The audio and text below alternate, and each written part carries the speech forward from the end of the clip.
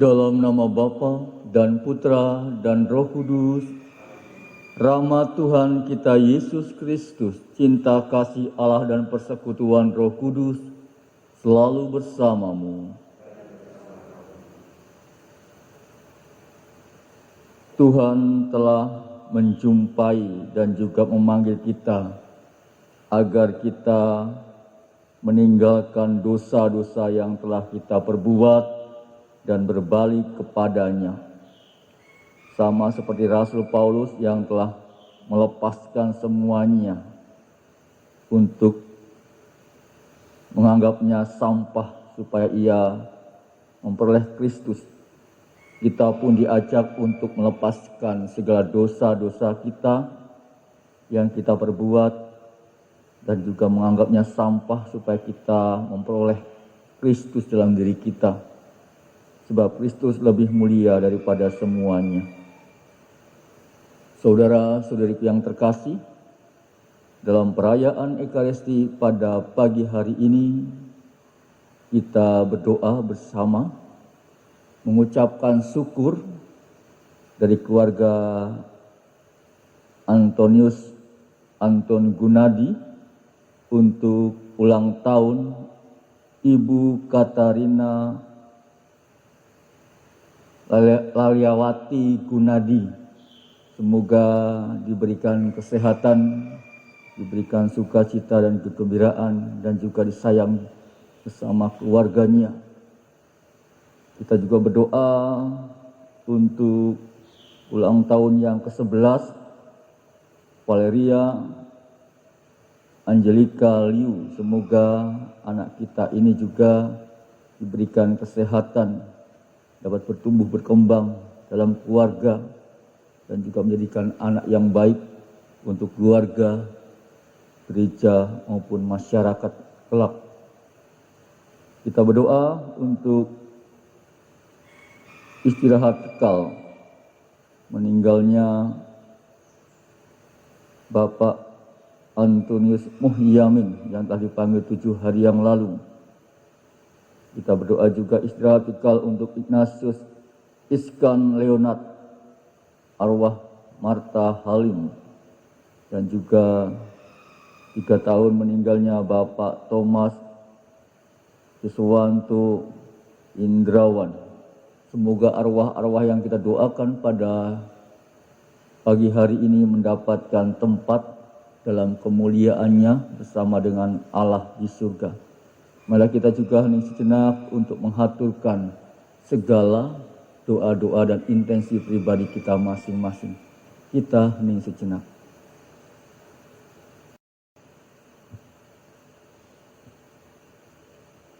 Tuhan sertamu.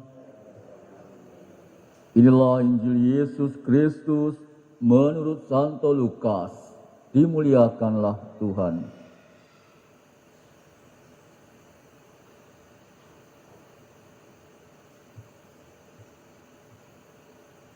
Para pemungut cukai dan orang-orang berdosa biasa datang kepada Yesus untuk mendengarkan Dia.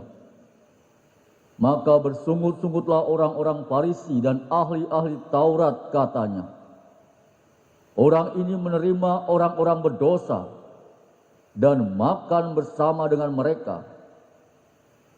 Maka Yesus menyampaikan perumpamaan berikut kepada mereka. Siapakah di antaramu yang mempunyai 100 ekor domba, lalu kehilangan seekor yang tidak meninggalkannya yang 99 ekor di padang gurun, dan pergi mencari yang sesat itu sampai ia menemukannya? Dan kalau telah menemukannya, ia lalu meletakkannya di atas bahu dengan gembira. Setibanya di rumah, ia memanggil sahabat-sahabat dan tetangga-tetangganya serta berkata, bersukacitalah bersama aku, sebab dombaku yang hilang telah kutemukan. Aku berkata kepadamu, demikian juga akan ada sukacita di surga, karena satu orang berdosa yang bertobat lebih daripada sukacita karena 99 orang benar yang tidak memerlukan pertobatan? Atau wanita manakah yang mempunyai sebuah dirham, lalu kehilangan satu di antaranya, tidak menyalakan pelita dan menyapu rumah, serta mencarinya dengan cermat sampai ia menemukannya? Dan kalau telah menemukannya, ia memanggil sahabat-sahabat dan tetangga-tetangganya serta berkata, "Bersukacitalah bersama aku, sebab dirhamku yang hilang telah kutemukan." Aku berkata kepadamu, demikian juga akan ada sukacita pada malaikat Allah karena satu orang berdosa yang bertobat. Demikianlah Injil Tuhan. Terpujilah Kristus.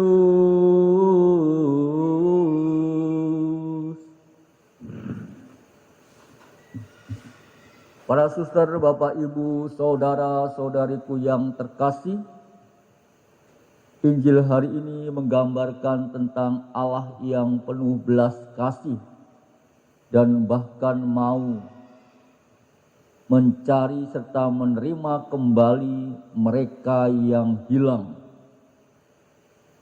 Di hadapan Allah tidak ada seorang pun yang mengalami jalan buntu untuk mendapatkan pengampunan.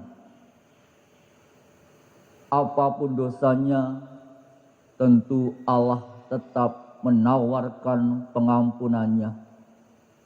Gambaran Allah inilah yang penuh belas kasih ditunjukkan dengan figur seorang gembala yang mencari domba yang hilang dan seorang wanita yang mencari dirhamnya yang hilang.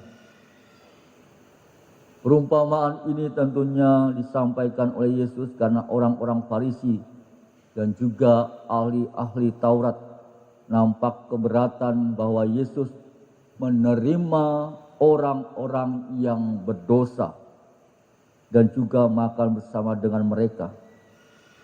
Bagi mereka bahwa orang-orang berdosa tidak sepatutnya dikasihi dan juga diterima, tetapi disingkirkan saja. Namun demikian tidak demikian dengan sikap Allah. Allah tentunya justru mencari dan juga menyelamatkan mereka. Penyelamatan Allah ini tentunya menjadi nyata dalam diri Yesus Kristus, di mana Ia mengalami wafat karena dosa-dosa kita untuk menebus segala dosa-dosa hidup kita. Itulah tentunya belas kasih Allah kepada umat-Nya yang sungguh luar biasa. Sangat jelaslah kasih Allah ini dihadirkan dalam hidup, dalam karya dan juga sabda Yesus, agar tentunya menjadi kriteria dalam setiap tindakan-tindakan kita. Kita pun diajak untuk bersikap penuh belas kasih terhadap keluarga, terhadap sesama, dan semua orang, terutama bagi mereka yang lemah. Para suster, Bapak, Ibu, dan saudara-saudariku yang terkasih, bisa saja sikap kita justru lebih sering seperti orang-orang Farisi dan ahli-ahli Taurat yang cenderung mudah mengadili atau menilai orang lain yang hanya karena mereka itu dianggap berbeda dengan cara kita. Dengan menilai penilaian ini, sadar atau tidak, kita telah menempatkan diri kita sebagai orang-orang yang lebih benar ataupun yang lebih baik. Akibatnya tentunya kita akan menjadi sulit untuk hidup bersama dan sulit untuk menjadi bersukacita jika melihat orang-orang itu dapat menjalani hidup yang baik lagi. Marilah kita membiarkan diri kita dijiwai oleh kebaikan Allah ini, agar kita mampu tentunya menyikapi dan juga dari kecenderungan yang cepat menilai ataupun mengadili seseorang hanya karena kita menganggap diri kita ini berbeda dengan yang lain.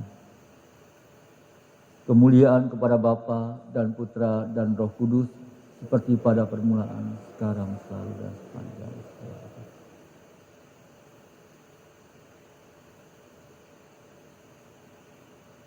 Allah Bapa yang Maha Kuasa,